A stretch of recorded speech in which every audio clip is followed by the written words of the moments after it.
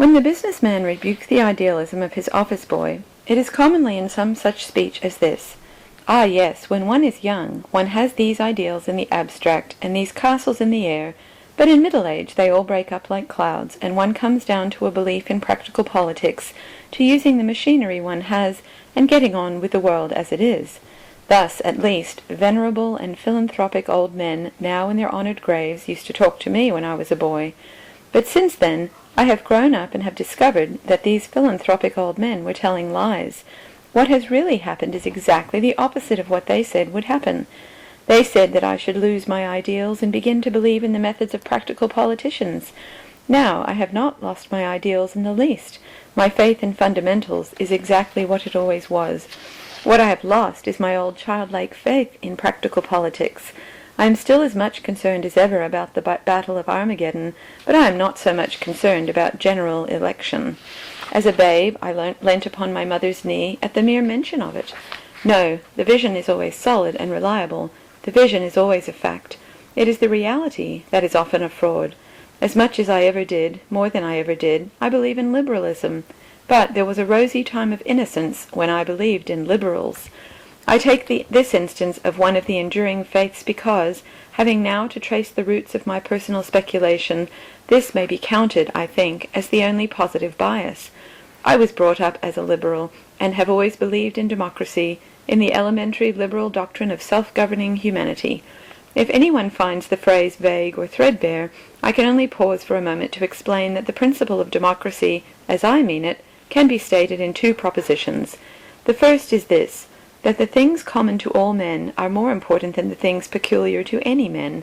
Ordinary things are more valuable than extraordinary things. Nay, they are more extraordinary. Man is something more awful than men, something more strange. The sense of the miracle of humanity itself should be always more vivid to us than any marvels of power, intellect, art, or civilization. The mere man on two legs, as such, should be felt as something more heartbreaking than any music, and more startling than any caricature. Death is more tragic even than death by starvation. Having a nose is more comic even than having a Norman nose. This is the first principle of democracy, that the essential things in men are the things they hold in common, not the things they hold separately. And the second principle is merely this, that the political instinct or desire is one of these things which they hold in common. Falling in love is more poetical than dropping into poetry.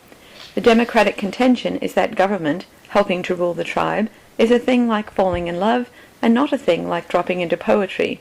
It is not something analogous to playing the church organ, painting on vellum, discovering the North Pole, that insidious habit, looping the loop, being astronomer royal, and so on. For these things we do not wish a man to do at all unless he does them well. It is, on the contrary, a thing analogous to writing one's own love letters or blowing one's own nose. These things we want a man to do for himself, even if he does them badly. I am not here arguing the truth of any of these conceptions. I know that some moderns are asking to have their wives chosen by scientists, and they may soon be asking, for all I know, to have their noses blown by nurses. I merely say that mankind does recognize these universal human functions, and that democracy classes government among them. In short, the democratic faith is this, that the most terribly important things must be left to ordinary men themselves, the mating of the sexes, the rearing of the young, the laws of the state. This is democracy, and in this I have always believed. But there is one thing that I have never from my youth up been able to understand. I have never been able to understand where people got the idea that democracy was in some way opposed to tradition. It is obvious that tradition is only democracy extended through time. It is trusting to a consensus of common human voices rather than to some isolated or arbitrary record. The man who quotes some German historian against the tradition of the Catholic Church, for instance, is strictly appealing to aristocracy. He is appealing to the superiority of one expert against the awful authority of a mob. It is quite easy to see why a legend is treated, and ought to be treated, more respectfully than a book of history. The legend is generally made by the majority of people in the village, who are sane. The book is generally written by the one man in the village who is mad. Those who urge against tradition that men in the past were ignorant may go and urge it at the Carlton Club, along with the statement that voters in the slums are ignorant. It will not do for us. If we attach great importance to the opinion of ordinary men and great unanimity when we are dealing with daily matters, there is no reason why we should disregard it when we are dealing with history or fable. Tradition may be defined as an extension of the franchise. Tradition means giving votes to the most obscure of all classes, our ancestors. It is the democracy of the dead. Tradition refuses to submit to the small and arrogant oligarchy of those who merely happen to be walking about. All democrats object to men being disqualified by the accident of birth. Tradition objects to their being disqualified by the accident of death. Democracy tells us not to neglect a good man's opinion, even if he is our groom. Tradition asks us not to neglect a good man's opinion, even if he is our father. I, at any rate, cannot separate the two ideas of democracy and tradition. It seems evident to me that they are the same idea. We will have the dead at our councils. The ancient Greeks voted by stones. These shall vote by tombstones.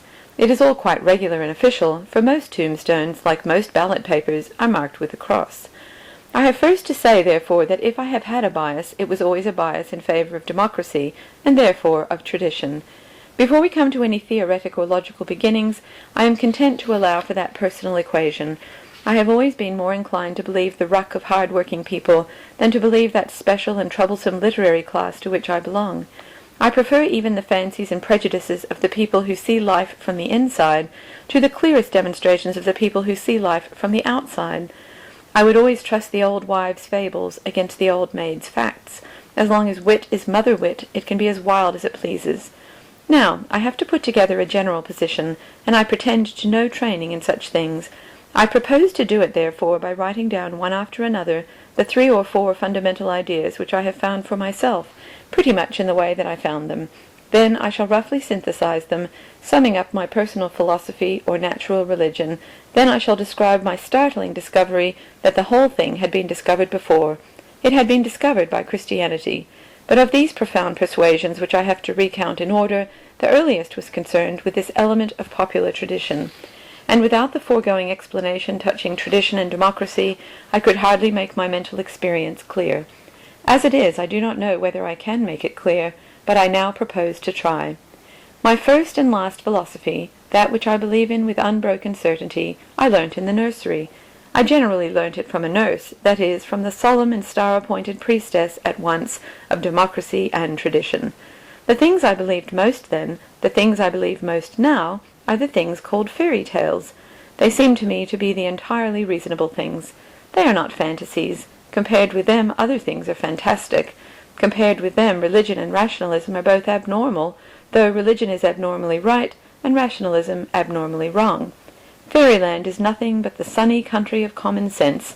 It is not earth that judges heaven, but heaven that judges earth. So for me, at least, it was not earth that criticized Elfland, but Elfland that criticized the earth. I knew the magic beanstalk before I had tasted beans. I was sure of the man in the moon before I was certain of the moon. This was at one with all popular tradition. Modern minor poets are naturalists, and talk about the bush or the brook, but the singers of the old epics and fables were supernaturalists, and talked about the gods of brook and bush. That is what the modern means when they say that the ancients did not appreciate nature, because they said the nature was divine. Old nurses do not tell children about the grass, but about the fairies that dance on the grass, and the old Greeks could not see the trees for the dryads. But I deal here with what ethic and philosophy come from being fed on fairy tales. If I were describing them in detail, I could note many noble and healthy principles that arise from them. There is the chivalrous lesson of Jack the Giant Killer, that giants should be killed because they are gigantic. It is a manly mutiny against pride as such, for the rebel is older than all the kingdoms, and the Jacobin has more tradition than the Jacobite. There is the lesson of Cinderella, which is the same as that of the Magnificat, exaltavit humilis. There is the great lesson of Beauty and the Beast, that a thing must be loved before it is lovable. There is the terrible allegory of the Sleeping Beauty, which tells how the human creature was blessed with all birthday gifts, yet cursed with death, and how death also may perhaps be softened to a sleep. But I am not concerned with any of the separate statutes of Elfland, but with the whole spirit of its law, which I learnt before I could speak, and shall retain when I cannot write. I am concerned with a certain way of looking at life, which was created in me by the fairy tales, but has since been meekly ratified by the mere facts. It may be stated this way. There are certain sequences or developments, cases of one thing following another, which are, in the true sense of the word, reasonable. They are, in the true sense of the word, necessary. Such are mathematical and merely logical sequences. We, in fairyland, who are the most reasonable of all creatures, admit that reason and that necessity. For instance, if the ugly sisters are older than Cinderella, it is, in an iron and awful sense, necessary that Cinderella is younger than the ugly sisters. There is no getting out of it. Haeckel may talk as much fatalism about the fact as he pleases, it really must be. If Jack is the son of a miller is the father of Jack. Cold reason decrees it from her awful throne, and we in fairyland must submit. If the 3 brothers all ride horses, there are 6 animals and 18 legs involved. That is true rationalism, and fairyland is full of it. But as I put my head over the hedge of the elves and begin to take notice of the natural world, I observed an extraordinary thing. I observed that learned men in spectacles were talking of the actual things that happened, dawn and death and so on, as if they were rational and inevitable. They talked as if the fact that trees bear fruit were just as necessary as the fact that 2 and 1 trees makes 3. But it is not. There is an enormous difference by the test of fairyland, which is the test of the imagination. You cannot imagine 2 and 1 not making 3, but you can easily imagine trees not growing fruit. You can imagine them growing golden candlesticks or tigers hanging on by the tail. These men in spectacles spoke much of a man named Newton, who was hit by an apple and who discovered a law. But they could not be got to see the distinction between a true law, a law of reason, and the mere fact of apples falling. If the apple hit Newton's nose hit the apple. That is a true necessity, because we cannot conceive the one occurring without the other. But we can quite well conceive the apple not falling on his nose. We can fancy it flying ardently through the air to hit some other nose, of which it had a more definite dislike. We have always in our fairy tales kept this sharp distinction between the science of mental relations, in which there really are laws, and the science of physical facts, in which there are no laws but only weird repetitions. We believe in bodily miracles, but not in mental impossibilities. We believe that a beanstalk climbed up to heaven, but that does not at all confuse our convictions on the philosophical question of how many beans make 5. Here is the peculiar perfection of tone and truth in the nursery tales. The man of science says, "Cut the stalk and the apple will fall," but he says it calmly, as if the one idea really led up to the other. The witch in the fairy tale says, "Blow the horn and the ogre's castle will fall," but she does not say it as if it were something in which the effect obviously arose out of the cause. Doubtless she has given the advice to many champions, and has seen many castles fall, but she does not lose either her wonder or her reason.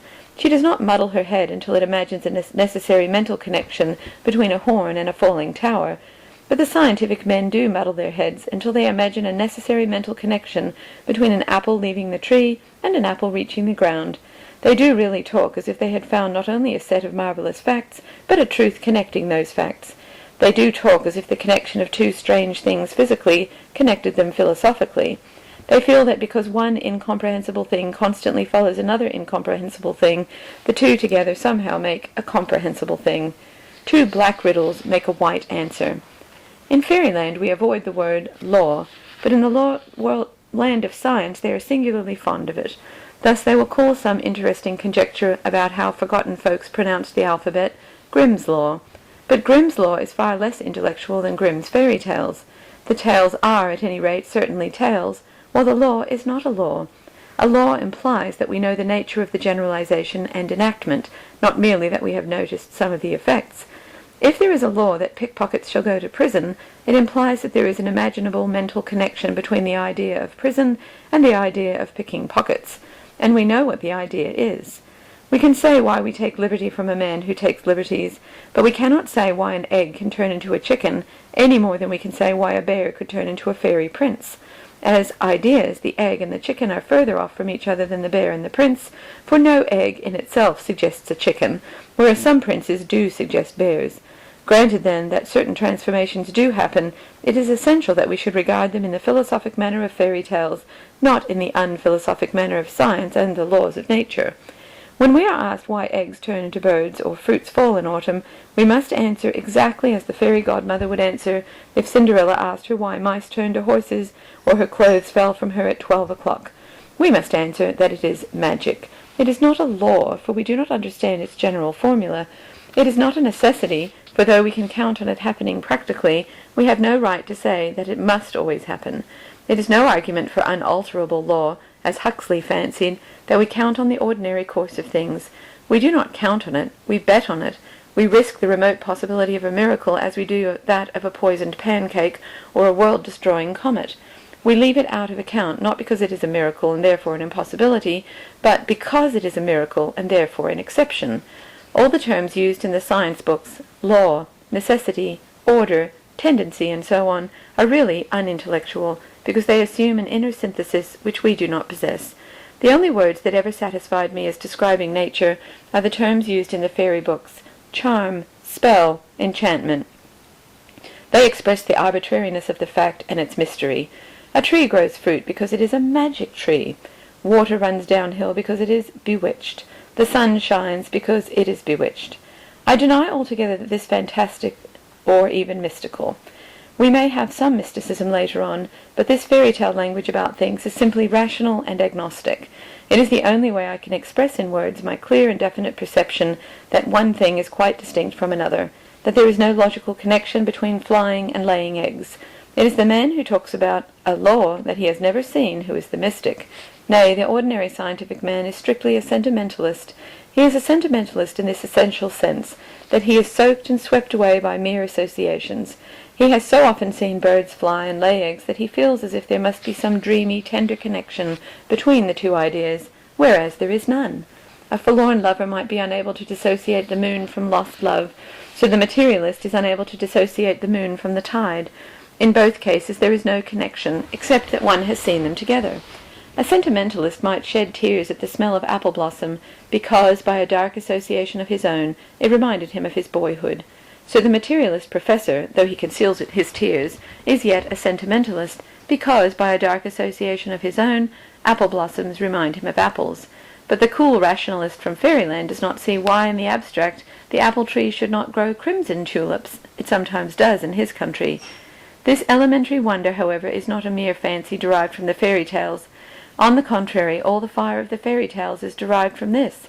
Just as we all like love tales because there is an instinct of sex, we all like astonishing tales because they touch the nerve of the ancient instinct of astonishment. This is proved by the fact that when we are very young children, we do not need fairy tales, we only need tales. Mere life is interesting enough. A child of 7 is excited by being told that Tommy opened a door and saw a dragon, but a child of 3 is excited by being told that Tommy opened a door. Boys like romantic tales, but babies like realistic tales, because they find them romantic. In fact, a baby is about the only person, I should think, to whom a modern realistic novel could be read without boring him. This proves that even nursery tales only echo an almost prenatal leap of interest and amazement. These tales say that apples were golden only to refresh the forgotten moment when we found that they were green.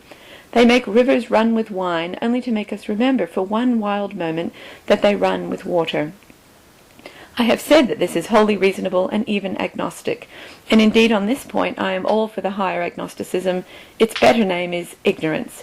We have all read in scientific books, and indeed in all romances, the story of the man who has forgotten his name. This man walks about the streets and can see and appreciate everything, only he cannot remember who he is. Well, every man is that man in the story. Every man has forgotten who he is. One may understand the cosmos, but never the ego. The self is more distant than any star. Thou shalt love the Lord thy God, but thou shalt not know thyself. We are all under the same mental calamity. We have all forgotten our names. We have all forgotten what we really are. All that we call common sense and rationality and practicality and positivism only means that for certain dead levels of our life we forget that we have forgotten. All that we call spirit and art and ecstasy only means that for one awful instant we remember that we forget. But though, like the man without memory in the novel, we walk the streets with a sort of half-witted admiration, still it is admiration. It is admiration in English, and not only admiration in Latin. The wonder has a positive element of praise. This is the next milestone to be definitely marked on our road through fairyland. I shall speak in the next chapter about optimists and pessimists in their intellectual aspect, so far as they have one. Here I am only trying to describe the enormous emotions which cannot be described. And the strongest emotion was that life was as precious as it was puzzling. It was an ecstasy because it was an adventure. It was an adventure because it was an opportunity. The goodness of the fairy tale was not affected by the fact that there might be more dragons than princesses. It was good to be in a fairy tale. The test of all happiness is gratitude, and I felt grateful, though I hardly knew to whom. Children are grateful when Santa Claus puts in their stockings gifts of toys or sweets. Could I not be grateful to Santa Claus when he put in my stockings the gift of 2 miraculous legs? We thank people for birthday presents of cigars and slippers. Can I thank no one for the birthday present of birth? There were then these 2 first feelings, indefensible and indisputable. The world was a shock, but it was not merely shocking. Existence was a surprise, but it was a pleasant surprise. In fact, all my first views were exactly uttered in a riddle that stuck in my brain from boyhood. The question was, what did the first frog say? And the answer was, Lord, how you made me jump. That says succinctly all that I am saying. God made the frog jump, but the frog prefers jumping. But when these things are settled, there enters the second great principle of the fairy philosophy. Anyone can see it who will simply read Grimm's fairy tales or the fine collections of Mr. Andrew Lang. For the pleasure of pedantry, I will call it the doctrine of conditional joy. Touchstone talked of much virtue in an if. According to elfin ethics, all virtue is in an if. The note of the fairy utterance always is, you may live in a palace of gold and sapphire if you do not say the word cow, or you may live happily with the king's daughter if you do not show her an onion. The vision always hangs upon a veto. All the dizzy and colossal things conceded depended upon one small thing withheld. All the wild and whirling things that are let loose depend upon one thing that is forbidden. Mr. W.B. Yeats, in his exquisite and piercing elfin poetry, describes the elves as lawless. They plunge in innocent anarchy on the unbridled horses of the air, ride on the crest of the dishevelled tide, and dance upon the mountains like a flame. It is a dreadful thing to say that Mr. W.B. Yeats does not understand fairyland, but I do say it. He is an ironical Irishman, full of intellectual reactions. He is not stupid enough to understand fairyland. Fairies prefer people of the yokel type like myself, people who gape and grin and do as they are told. Mr. Yeats reads into Elfland all the righteous insurrection of his own race, but the lawlessness of Ireland is a Christian lawlessness, founded on reason and justice. The Fenian is rebelling against something he understands only too well, but the true citizen of fairyland is obeying something that he does not understand at all. In the fairy tale, an incomprehensible happiness rests upon an incomprehensible condition. A box is opened, and all evils fly out. A word is forgotten, and cities perish. A lamp is lit, and love flies away. A flower is plucked, and human lives are forfeited. An apple is eaten, and the hope of God is gone.